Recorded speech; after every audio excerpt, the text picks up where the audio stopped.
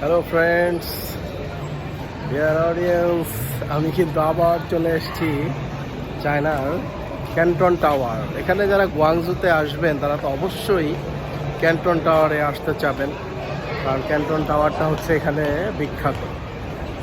তো বেশ কিছু রুট আছে, আপনি চাইলে এখানে একটা বাইকে আসতে পারেন, ট্যাক্সিতে আসতে পারেন, চাইলে আপনি মেট্রোতেও আসতে পারেন। তবে মেট্রোতে আসাটা হলো একটু ডিফিকাল্ট। যেমন বাইকে আপনাকে বললেই তারা নিয়ে আসবে তাদের মতন করে, কিন্তু মেট্রোতে আপনাকে বুঝে বুঝে আসতে হবে। এটা ডিফিকাল্ট, বাট এটা আপনি এনজয় করবেন। যদি কিনা আপনি ভ্রমণ পিপাসু হন তাহলে হয়তো আপনি এনজয় করবেন। আপনারা আমার পেছনে যে অংশটা দেখতে পাচ্ছেন এখানে, ওই যে লাইটিং জায়গাটুকু, ওখান দিয়ে বেরোবেন আপনি মেট্রোতে। ওই যে সবাই বেরোচ্ছে, হ্যাঁ, ওখান থেকে বেরোয় দেখবেন এখানে পাশেই এই পাশটায় দেখবেন এই যে স্টারবাকস একটা কফি আছে। এই যে স্টারবাকস কফিটা দেখা যাচ্ছে, তার পাশে ওয়াশরুম আছে, আপনি চাইলে একটু ফ্রেশ হয়ে নিতে পারবেন। তারপরে আপনি বের হয়ে দেখবেন এরকম একটা বড় জায়গা। তারপরে এখানে কিছু অ্যাক্টিভিটিসের জন্য কিছু বিষয় আছে, river cruise, Pearl River Princess, Jinjing cruise, বিভিন্ন ক্রুজের আছে।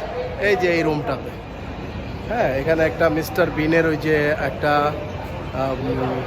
ভাস্কর্য, একটা প্রতিচ্ছবি করা আছে, তো এটা খুবই সুন্দর।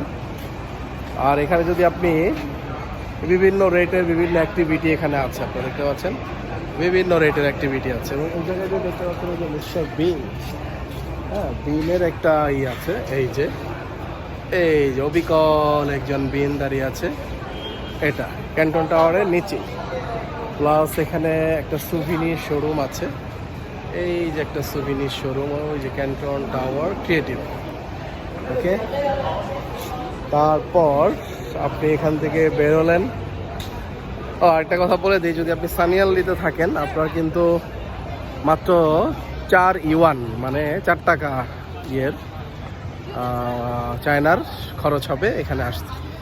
আর যদি আপনি বাইরে ট্যাক্সি বা অন্য কিছুতে আসেন, ইট উইল বি ডিপেন্ড আপনি কত টাকা দিয়ে কন্ট্যাক্ট করে আসছেন। তবে আমার মনে হয় 10 টাকার বেশি নয় আপনি যা দিয়ে আসেন। এই যেখান থেকে বেরোলেই আপনি কিন্তু খুব অবাক হয়ে যাবেন যে আপনি ক্যান্টন টাওয়ারের নিচেই ছিলেন। এই দেখুন আমার পেছনে ক্যান্টন টাওয়ার, ঠিক আছে। এখান থেকেই সবাই ছবি তুলছে। একটু আমি নিজের চোখে দেখে নেই, আসলে এটাকে অনেক দূর থেকে দেখায় ভিডিও যারা করে তারা, যার কারণে এটাকে আসলে স্ট্রাকচারটা কিসের বোঝা যায় না। আমার মনে হয় স্ট্রাকচারটা বেশ মজবুত এবং এটা অন্যরকম। যাক, অনেক কাছে থেকে ক্যান্টন টাওয়ারের স্ট্রাকচারটা দেখলাম। আই ডোন্ট নো এখানে ভিতরে যাওয়া যায় কিনা, আমার মনে হয় যাওয়া যায়। ভিতরে সম্ভবত একটা রেস্টুরেন্ট বা কিছু থাকতে পারে, এখানে ঢোকার কিছু একটা আছে।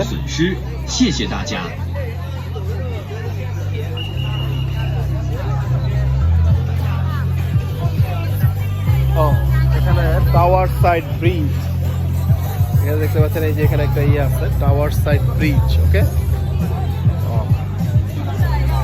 তারপরে এখানে লটস অফ পিপল, ওরা এখানে ছবি তুলে, কিভাবে ছবি তুলবে সেটাও দেখায়, কিভাবে ছবি তুলে দিবে ক্যান্টন টাওয়ারের পাশে।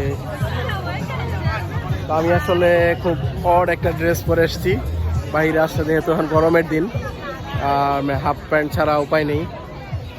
সো আর এমনিতে আমি বাইরে কিনেই হাফ প্যান্টটাই প্রিফার করি, যেহেতু এখানে ধর্মীয় বিষয়গুলো খুব একটা কঠোরভাবে চিন্তা করা হয় না। তো আমি ক্যান্টন টাওয়ারের পাশেই একটা খুব সুন্দর স্ট্রাকচার দেখতে পাচ্ছি, আপনারা মেবি দেখতে পাবেন। ওই যে দেখুন একটা গম্বুজের মতো 3টা, ওটা কি আমি জানি না এখনো, তবে আমি জানবো।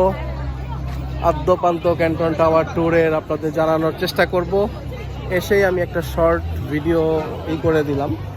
তো এরা বোধহয় কিছু একটা ছবি তুলছে, বা এখানে ছবি তোলার এক্সপার্ট অনেকে আছে যারা কিনা বিভিন্ন ওয়েতে ছবি তুলছে। তো দেখা যাক, আমিও একটা ছবি দেওয়ার চেষ্টা করি, একটা স্মৃতি রাখার চেষ্টা করি। আপনারা দেখতে পাচ্ছেন আমার পেছনে পুরোটা ক্যান্টন টাওয়ার।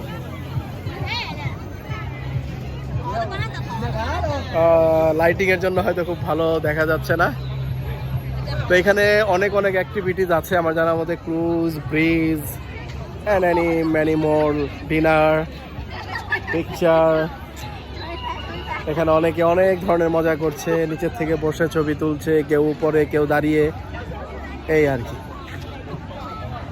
ওকে, তাহলে কিছু ইনফরমেশন শেয়ার করতে পারলাম আশা করি। তো আবার নেক্সট চাইনিজ কোনো একটা পর্বে দেখা হবে। Thank you.